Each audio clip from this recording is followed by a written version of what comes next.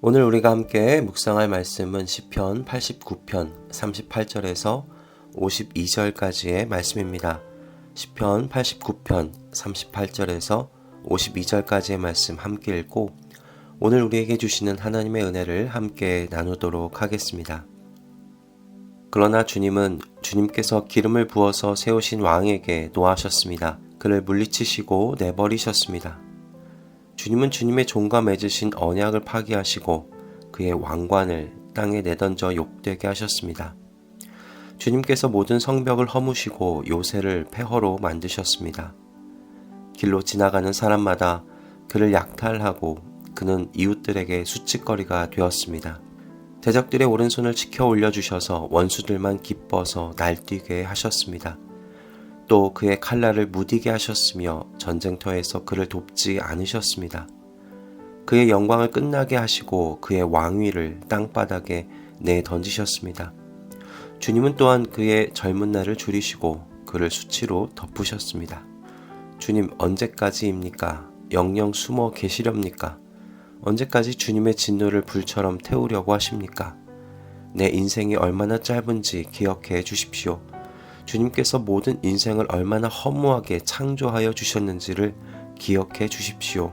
산 사람치고 어느 누가 죽지 않고 살 수 있겠습니까? 어느 누가 제 목숨을 스올의 소나귀에서 건져낼 수 있겠습니까? 주님의 신실하심을 두고 다윗과 더불어 맹세하신 그 첫사랑은 지금 어디에 있습니까? 주님의 종들이 받은 치욕을 기억하여 주십시오. 뭇 민족이 안겨준 치욕이 내 가슴 속에 사무칩니다. 주님의 원수들은 주님이 기름 부어 세우신 왕을 깔보며 가는 곳마다 모욕합니다. 주님, 영원토록 찬송을 받으십시오. 아멘, 아멘. 아이를 키우면서 알게 된 사실이 하나 있습니다. 아이는 아프고 난 뒤에 큰다는 것입니다. 한번 볼살이 빠질 정도로 아프고 나면 말과 행동에 있어서 변화를 보여주고는 했습니다. 아들은 자신의 변화를 잘 모르는 것 같은데요. 아마도 아빠가 되고 나서야 저와 같이 자녀는 아프고 난 후에 큰다는 걸 알게 될 것 같습니다. 아플 때 무슨 일이 아이 안에서 일어나는지는 저는 잘 모릅니다. 분명한 건 아이의 성장에 부모의 입장에서는 좀 없었으면 하는 그 아픔이라는 것이 자리를 잡고 있다는 것입니다. 나무의 나이테에는 세월의 흔적이 고스란히 남는다고 합니다. 나이테를 통해 나무의 연령만 알 수 있는 것이 아니라 이 나무가 어떤 환경에서 자랐는지도 나이테를 통해 알 수 있다고 해요. 나무의 나이테는 광합성의 결과로 만들어지는 것인데 땅 속에서 수분과 양분을 끌어올리고 대기 중에 산소를 흡수하는 이 과정이 항상 원활하게 일어날 수는 없기 때문이라고 합니다. 수십 년의 짧은 인생을 사는 사람도 수많은 우여곡절을 겪지 않습니까? 하물며 수백 년 이상을 살아가는 나무야 훨씬 많은 고난과 재앙을 겪으면서 자라갈 겁니다. 바로 그 고난과 재앙이 나무의 나이테의 흔적에 고스란히 남는다는 거죠. 또한 자라면서 한쪽으로 기울어졌던 기억까지도 나이테에 새겨진다고 하는데요. 어떤 이유에서든지 한쪽으로 기울어지게 되면 나무는 곧게 서려고 필사의 노력을 한다고 해요. 그리고 이때 한쪽의 나이테 폭을 넓힘으로써 그 흔적이 남게 된다는 거죠. 이처럼 나무에 남아있는 아름다운 동심원의 나이테는 재앙도 없고요. 변화도 없는 환경 속에서는 만들어지지 않는 것입니다. 아이의 성장에 대한 이야기 그리고 나이테의 이야기를 보면서 오늘 시편 89편을 좀 묵상해 보게 되었습니다. 어제 88편의 내용과 마찬가지로 89편의 내용 또한 하나님의 침묵하심이 주제입니다. 그러나 88편이 개인적 시편이라면 89편은 공동체적인 시편입니다. 89편에서 이스라엘은 공동체적인 시련과 고통 속에 괴로워하고 있습니다.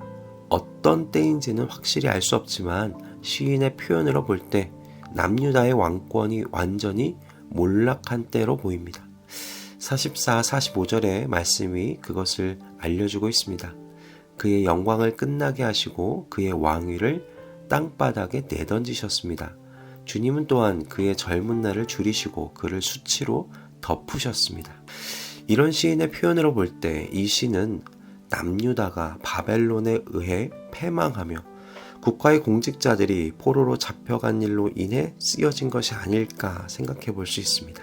그래서 시인의 고민과 의문이 깊어져만 가는 겁니다. 하나님께서는 분명 자신의 신실하심과 변함없는 사랑의 그 성품을 근거로 이스라엘과 언약을 맺으셨고 지금까지 신실하심과 변함없는 그 헷세대의 사랑으로 이스라엘과 맺으신 언약을 지켜오셨습니다. 그런데 지금 주님의 성품을 따라 생각해 봤을 때 도저히 상상할 수 없는 악을 경험하고 있는 시인입니다.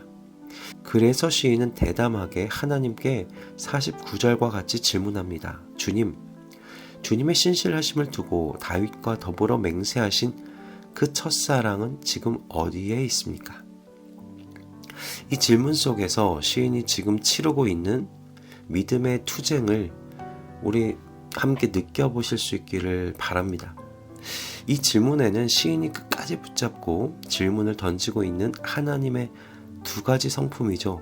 신실하심과 변함없는 사랑, 헤세드가 표현되어지고 있습니다. 말로 표현할 수 없는 고통 속에서도 시인은 하나님께서 신실하신 하나님이시며 변함없는 사랑을 가지신 하나님이시라는 이 사실을 놓치지 않으려고 하고 있는 것입니다. 이처럼 시인이 당하고 있는 고통과 상실 그리고 그 속에서 하나님의 신실하심과 변함없는 사랑에 대한 그 믿음을 굳게 붙잡고 기도하고 있는 시인의 이 모습 속에서 우리는 믿음의 나무는 투쟁을 거쳐 거목으로 성장해 간다는 것을 깨달을 수 있습니다. 하나님 앞에서 울다라는 책을 쓰신 제럴드 시처 목사님이 계십니다. 그는 어느 날 느닷없이 닥친 사랑하는 이들을 상실하게 되는 고통스러운 경험을 하게 되었는데요.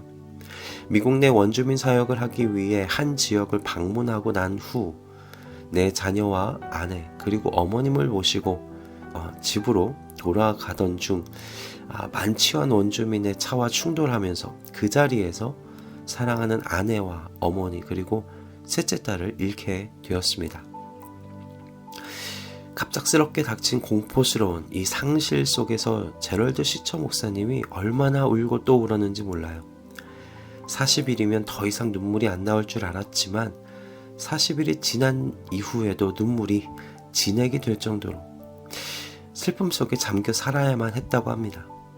그러나 결과적으로요, 제럴드 시처 목사님은 하나님 앞에서 울다와 같은 책을 통하여 하나님의 성품을 의심하며 추락할 위기에 놓인 고통 속에 있는 사람들을 건져내게 되는 이런 귀한 역할을 감당하시게 되었습니다. 이런 결과를 얻을 수 있게 되었던 것은 제럴드 시처 목사님께서 하나님 앞에서 믿음의 투쟁을 하셨기 때문입니다. 하나님 앞에서 울다라는 책 제목이 저는 이 목사님의 믿음의 투쟁을 잘 표현해주고 있다고 생각합니다. 도저히 이해되지 않는 악 앞에서 성도는 신앙을 잃어버리는 것이 아니라 오히려 믿음을 지키기 위하여 그 고통 속에서 하나님께 대담한 질문을 던질 수 있고요. 그리고 던져야 합니다. 하나님께서 시인을 통하여 믿음은 이렇게 투쟁의 과정을 거쳐서 이웃들에게 그늘을 제공해 줄 수 있는 믿음으로 성장한다고 우리에게 가르치고 있습니다. 믿음의 씨앗은 하나님께서 선물로 주십니다. 그러나 그 믿음의 씨앗을 성장시키는 것은 성도 본인의 투쟁의 결과입니다. 이해되지 않는 세상을 만나게 되었을 때 하나님을 떠나 불가지론자가 되는 것이 아니라 오히려 하나님을 향하여 시인처럼 일어나서 따지고 항거하며 하나님의 변함없는 사랑과 신실하심이 지금도 계속되고 있음을 보여주시길 간구해 나아가는 저와 여러분이 되기를 소원합니다. 여러분, 하나님의 변함없는 사랑과 신실하심에 대한 믿음이 있다면 사실 오히려 하나님의 부재에 항거하는 것이 정상이 아닙니까? 하나님의 정의에 대하여 시인처럼 목소리를 내는 것이 정상이 아니겠습니까? 이해되지 않는 세상을 만났을 때 하나님 앞에서 울며 믿음의 투쟁을 이어나아가시는 내가 되게 해달라고 그렇게 기도하는 이 아침 되시길 주님의 이름으로 축복합니다. 그렇게 믿음의 거목으로 성장해 가는 저와 여러분 다 되시기를 주님의 이름으로 또한 축복합니다. 할렐루야. 기도하겠습니다. 주님, 믿음은 주님께서 우리에게 주시는 선물입니다. 그러나 그 믿음을 거목으로 성장하게 하는 것에는 우리의 투쟁도 포함됩니다. 수많은 고난과 재앙을 겪으며 하나님 앞에서 울며 믿음의 투쟁을 벌인 결과 우리의 믿음은 거목으로 성장해 가게 됩니다. 주님, 이해되지 않는 낯선 세상을 인생 중에 만나게 되었을 때 그 상황 속에서 흔들리더라도 믿음의 싸움을 싸우려는 야성을 갖도록 은혜 허락하여 주시옵소서. 하나님과 씨름하려는 그 야성이 우리 모두에게 심어지기를 바라오니 주님 은총 내려 주시옵소서.